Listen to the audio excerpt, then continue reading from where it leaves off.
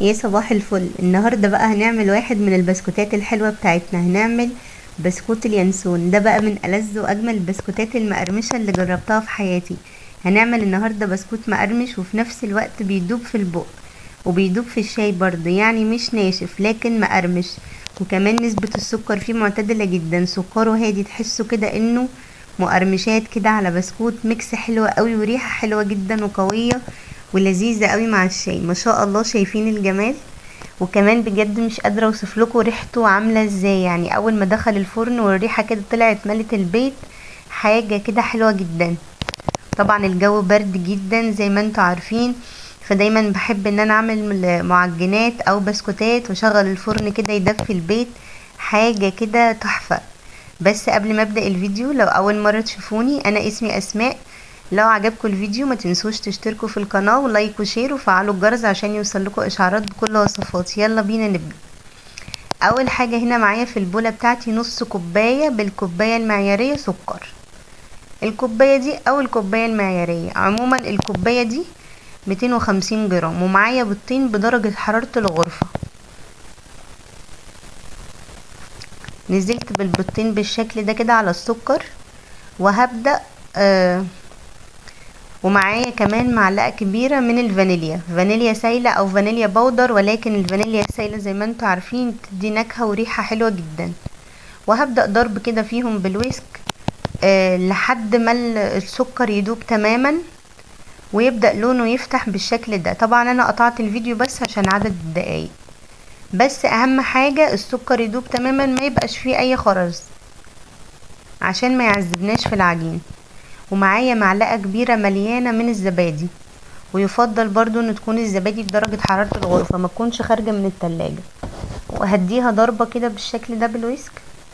ومعايا كوباية الا ربع من الزيت. الزيت ده يا جماعة زيت ذرة، ولكن لو مش متوفر اي زيت متعدد الاستعمالات. وهنديها برضو ضربة سريعة كده بالمضرب.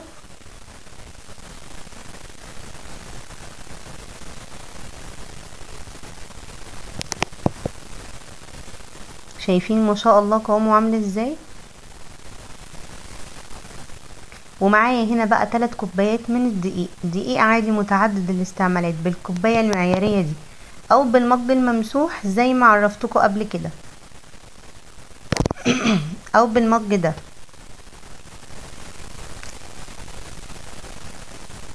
انا هنا طبعا مش هنزل بكمية الدقيق بتاعتي كلها، لان انتوا عارفين انواع الدقيق مختلفة نوع عن التاني، ومش كل انواع الدقيق بتمتص السوائل بسرعة. فانا هنزل بكوبايتين بس، والكوباية التالتة هنزل بيها تدريجيا، ممكن نحتاجها وممكن لا على حسب نوع الدقيق بتاعنا. نزلت بكوبايتين بالشكل ده، وهنزل بمعلقتين كبار من اللبن البودرة. وهنا بقى اللبن البودرة بيعزز قوي قوام البسكوت وبيخليه هاش وبيدوب في البق، وبيديله كمان لون حلو قوي في الفرن. وهنزل كمان بمعلقتين كبار من البيكنج باودر.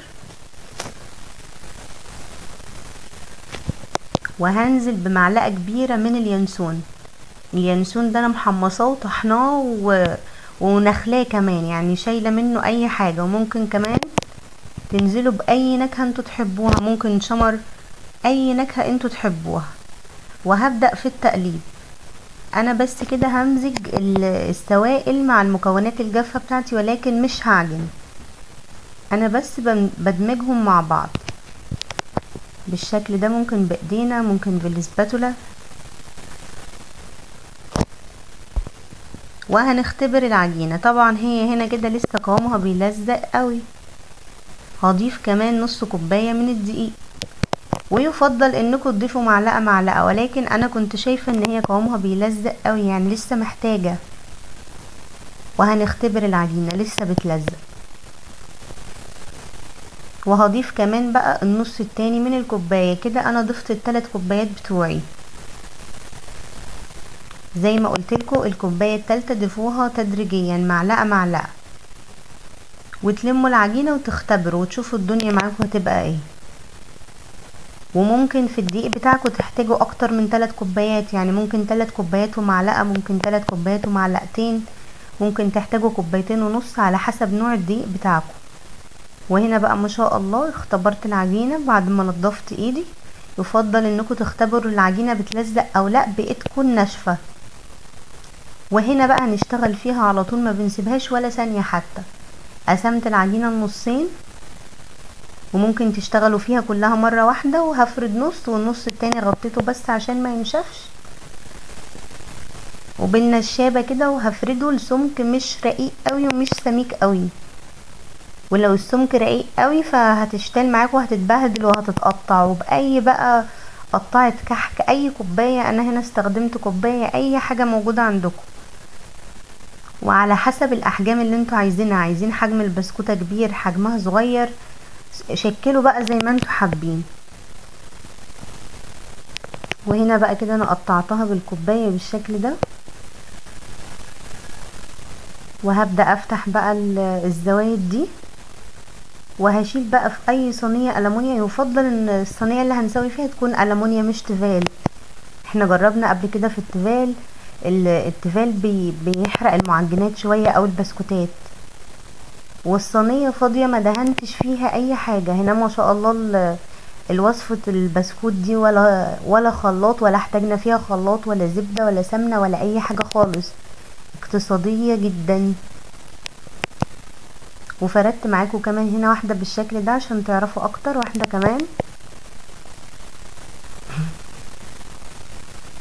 انا بس قسمتها الاتنين عشان عندي المكان اللي بفرد فيه صغير شوية، ولكن لو عندكم المكان كبير افردوها كلها مرة واحدة